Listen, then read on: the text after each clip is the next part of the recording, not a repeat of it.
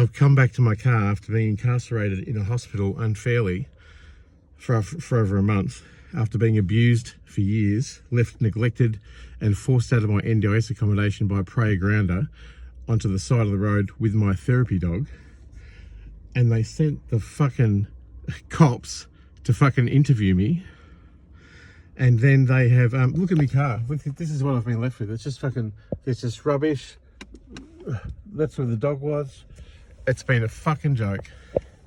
And rather than listen to me, who was in their right mind and their right absolute remit to report that abuse, that she had forced me onto the street, Preya Grounder, my NDIS carer, who exploited $25,000 out of me at least to care for me for only a couple of months and keep me in abject poverty, whilst contracted government stalkers stalked me via Grindr on the phone and used to hack my phone and set me up and all this kind of stuff.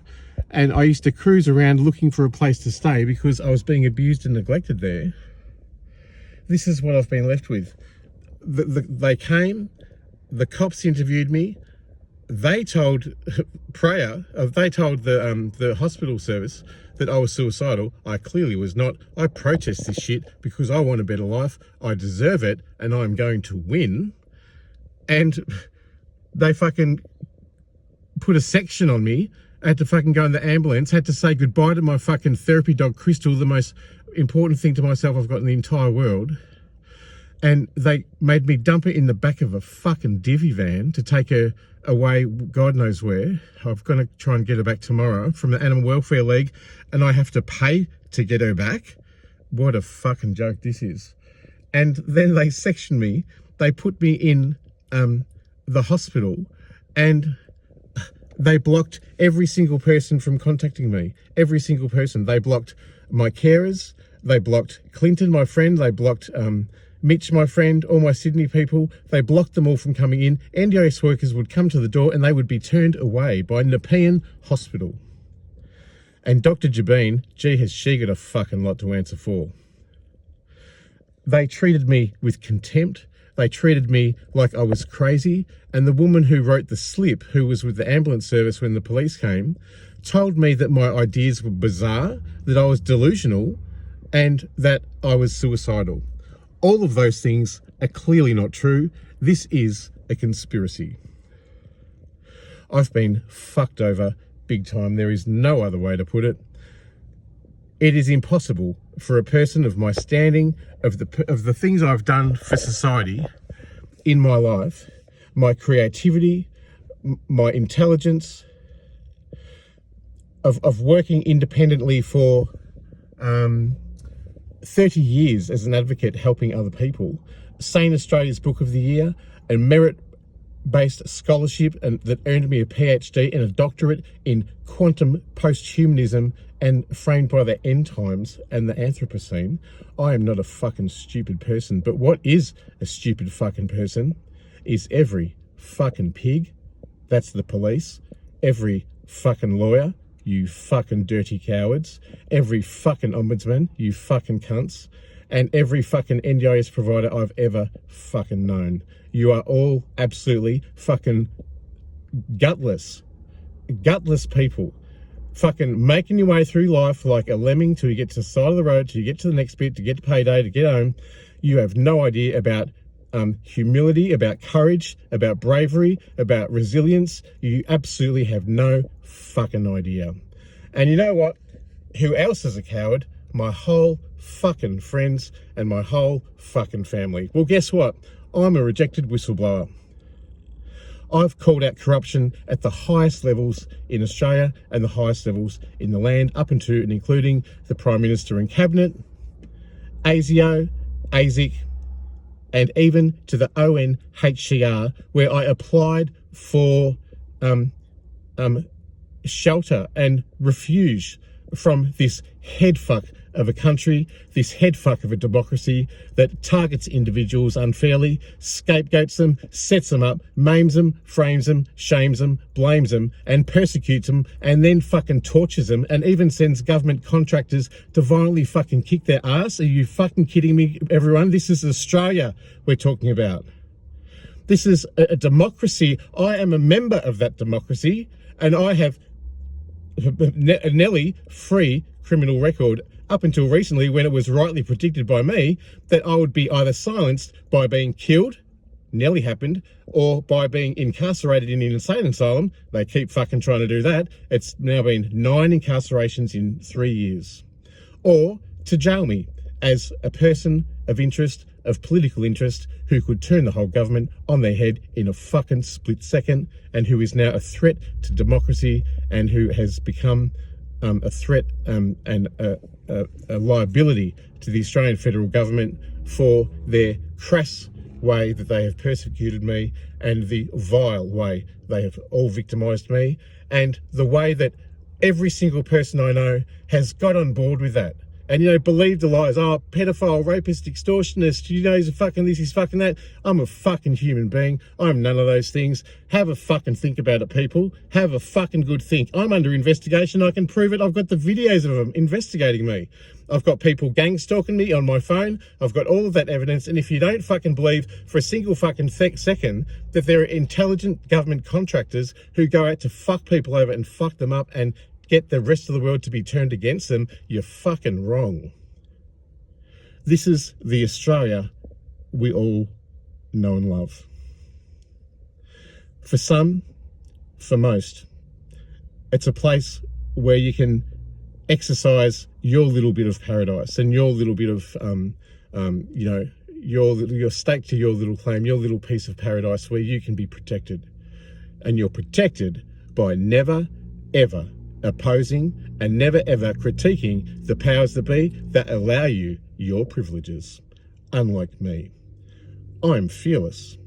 I don't have an allegiance to the government. I don't have an allegiance to a religion. I don't have an allegiance to a club. I don't have an allegiance to any friend or family member or community organisation or any fucking knitting club, the fucking women's fucking COAG country women's association, absolutely fucking no one. And I'm an intelligent and articulate and passionate and resilient survivor, fighter, truth speaker and seeker. And you will be hearing more from me on this channel about what's been fucking going on, because it's abhorrent and it is a brutal oppression and a sad indictment on the reality of Australia today. It's democracy and everything, every single shred of thing that could be considered fair, equitable, just, and valid. This is what I've been reduced to. This is when they took me away. This is all the rubbish. This is my car.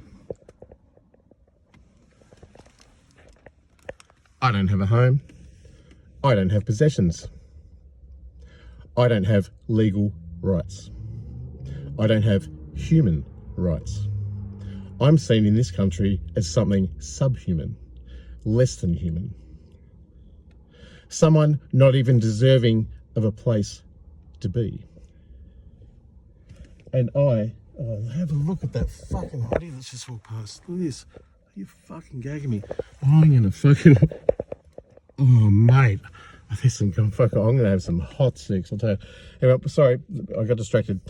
That's my one weakness. But anyway, it's a fucking rot, this whole fucking system, and it's in Australia many people enjoy, but it's one that it's like living in red China for me. It's been a real brutal oppression. They've maimed me, they've shamed me, they've blamed me, they've framed me, and they're continuing to persecute me. And the NDIS, whose minister I can't even name or otherwise I'll go to jail, and a CEO who I also can't mention otherwise I go to jail, are the architects of my destruction. The last ones left standing, obliged, begulingly, to help me survive and give me a home and give me what I deserve. And guess what that fucking statutory organisation of the NDIS has done to me? They have got people on board to persecute, prosecute and keep me in poverty the whole fucking time. I've been homeless since I killed myself, read that, killed myself to escape the very torment that's been going 4 years later. And I actually fucking died. The hospital results say it was a fatal injury and a lethal attempt. That means this persecution, which has been going since the release of my autobiography, Recovered Not Cured, and the Herald Sun vilified me, and the Age then fired me illegally, terminated me.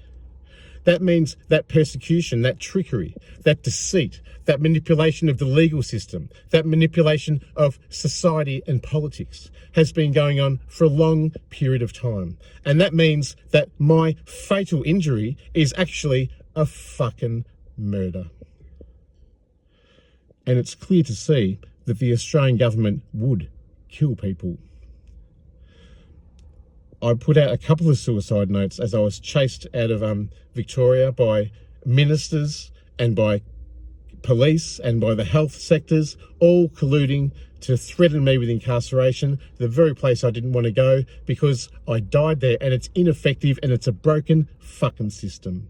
It is broken because it's made by human beings, infallible creatures, and less than perfect, as it says in the Bible, and they are all less than perfect, and these systems are built to be less than perfect, and they are all corrupt by nature of being made by people who can be bought, who can be swayed, who can be biased, who can be critical, who can use stigma, prejudice, and abuse and discrimination to discriminate and victimize against one person, and really, really target them to the exclusion of everything else they've ever fucking done for this country. And you know what? I'm really fucking sick of it. I'm going to get my justice one day, and I'm going to fucking get it soon, because you know what? I'm a fucking worthy human being. I am a fucking worthy human being. I'm more worthy than any fucking pig, oink oink, trying to get to the fucking end of the day to get their new pay, to get their retirement. Fucking any healthcare worker, any ombudsman, the National Anti-Corruption Commission, human rights organisations, Sane Australia, Allen and Unwin, Victoria University, need I fucking go on? You've all fucking forsaken me. And you all should hang your head in shame that you have used me and exploited me as an artist, a beautiful creature who is loving and who is kind and who is sincere and has an agency to act with impunity from fear. And I am fearless, and I will keep fighting, and I will get my justice. So that's my little rant when I've got back to my car. It's been a whole fucking month of incarceration.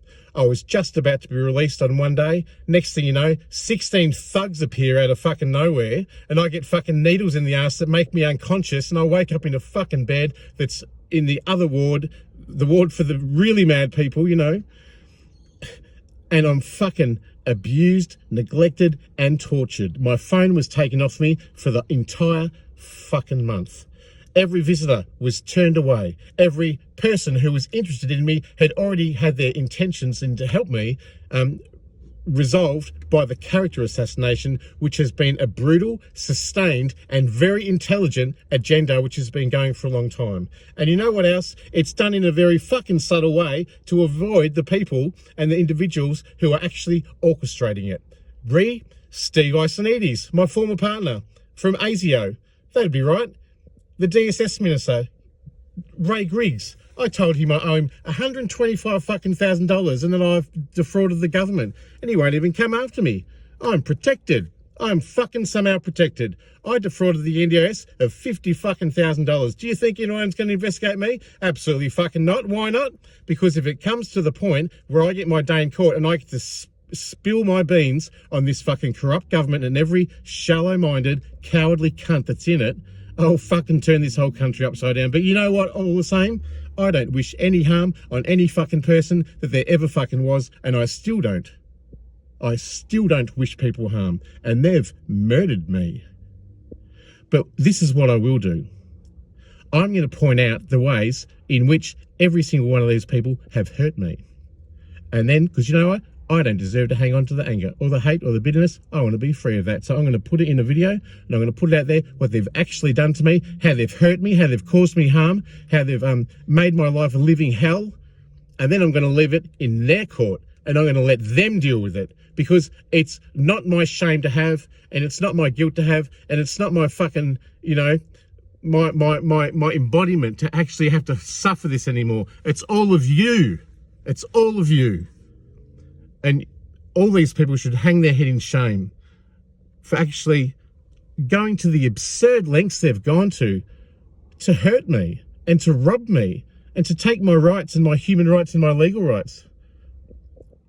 Here's another little hottie. Anyway, I'm going to fucking go to town. I'm going to fucking get some you-know-whats, and I'm going to fucking have a fucking massive time fucking for a long time, and then I'm going to pat my dog, and I'm going to fucking create a campaign, the Church of Barran Dodger, and I'm going to fucking show the world exactly what it means to embody the attributes of Christ. The forgiveness, the atonement, the love, the compassion, the forgiveness, and the resurrection, and the absolute divine way of forgiveness. That is the only way forward for me after being incarcerated as a political prisoner for an entire month. It's really been a brutal life, but you know what? I have to thank all those evil oppressors, those cowards, for an interesting life, because it really is, and I'm very grateful. You'll be hearing from me.